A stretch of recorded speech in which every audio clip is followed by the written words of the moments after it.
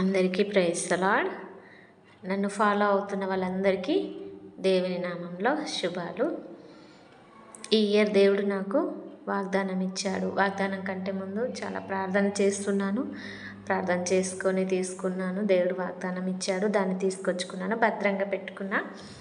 దాన్ని దాన్ని బట్టి ప్రార్థన చేస్తున్నాను.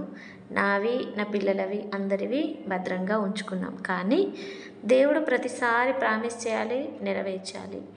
అది బాగుంది, దేవుడు నెరవేరుస్తారు తప్పకుండా. కానీ మరి దేవుడు మనకు ప్రామిస్ని నెరవేర్చాలంటే మనకు అర్హతలు ఉండాలి కదా. మరి మన ఇష్టానుసారంగా మనం ఉంటూ దేవుని నెరవేర్చమనడం ఎంతవరకు కరెక్ట్? అది ఇష్టానుసారంగా అంటే నేను ఇష్టానుసారంగా ఉన్నానని కాదు, చాలా భయభక్తులలో ఉన్నాను. కాకపోతే చిన్న చిన్న విషయాలలో కొందరు మనకు తెలియకుండానే మనల్ని పాపంలో పడేస్తూ ఉంటారు. అలాంటి విషయాలలో నేను ఇన్ని రోజులు ఉంటూ ఉండగా మరి నాకు తెలియకుండానే దేవుడు ప్రేరేపణ, నాకు ప్రార్థన చేస్తున్నప్పుడు ఈ వాక్యం గుర్తొచ్చింది. నేను కూడా దేవునితో ఒక నిబంధన చేసుకోవాలి.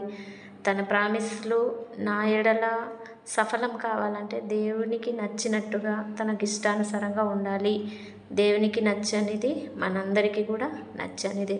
మరి పాపులు మనల్ని ఎక్కడెక్కడో ఏదో ఒక విధంగా నెట్టేయాలని, ఇరికించాలని చూస్తుంటారు. అలాంటి వాటిలో వెళ్ళకూడదని నేను డిసైడ్ అయ్యాను. మరి నాకు గుర్తొచ్చిన ఈ వాగ్దానాలలో అవి అలా ఉన్నాయి కాబట్టి అదే విధంగా నేను దేవునికి నచ్చినట్టుగా ఉండాలనుకుంటున్నాను. అవి ఏంటి అంటే కీర్తన గ్రంథం 1వ అధ్యాయం 1-2 వచనాలు. దుష్టుల ఆలోచన చొప్పున నడవక, పాపుల మార్గమున నిలువక, అపహాసకులు కూర్చుండు చోటును కూర్చుండక, యెహోవా ధర్మశాస్త్రమునందు ఆనందించుచు దివారాత్రములు దానిని ధ్యానించువాడు ధన్యుడు. అంటే మోస్ట్లీ నేను ఎవరి దగ్గర వెళ్ళను. ఎక్కువ నాకు ముచ్చట్లు పెట్టడం అంటే ఇష్టం ఉండదు. బైబిల్ చదువుతుంటా, మెసేజ్ వింటుంటాను. కానీ కొన్నిసార్లు కొందరు వాళ్ళ ఇష్టానుసారంగా ఉంటూ వాళ్ళు చేసే పాపపు పనులలో మనల్ని భాగస్వాములుగా చేయడానికి కొన్ని విషయాలలో మాటల్లోనో ఏదో ఒక విధంగా దింపుతూ ఉంటారు.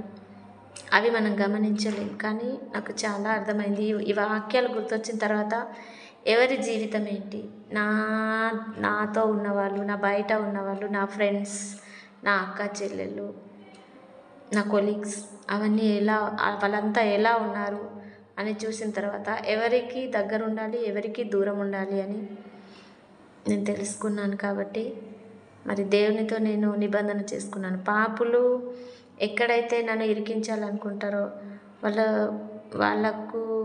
వాళ్ళకు అనుకూలంగా ఏ విధంగా నన్ను మార్చుకోవాలనుకుంటారో దాన్ని నేను గమనించాను. కాబట్టి చాలా విషయాలలో నేను చాలా దూరంగా ఉంటున్నాను. దేవుడు మరి ఈ విషయంలో నాకు తోడుండాలని నేను మనసారా దేవుని కోరుకుంటున్నాను. అలాగే మీరు కూడా మీ వాగ్దానాలను వేస్ట్ చేయకుండా మరి ప్రార్థిస్తూ అవి 100% దేవుడిని నెరవేర్చాలి అంటే మీరు కూడా దేవునికి ఇష్టలుగా, ఆయన చిత్తం మీ ఎడల ఏ ఉంది ఈ ఇయర్ అని మీరు కూడా ప్రార్థనలో కనిపెట్టి తెలుసుకొని మరి ఆయనకు నచ్చినట్టు మీరు ఉంటారని నేను ఆశిస్తున్నాను. ఎందుకంటే ప్రతిసారి దేవుని దగ్గర ప్రామిస్ తీసుకుంటాం, కానీ ఆయన మనకు ఇచ్చిన వాగ్దానాలు కాదు, ఆయన ఇచ్చిన ఆజ్ఞలను మనం మర్చిపోతూ ఉంటాము.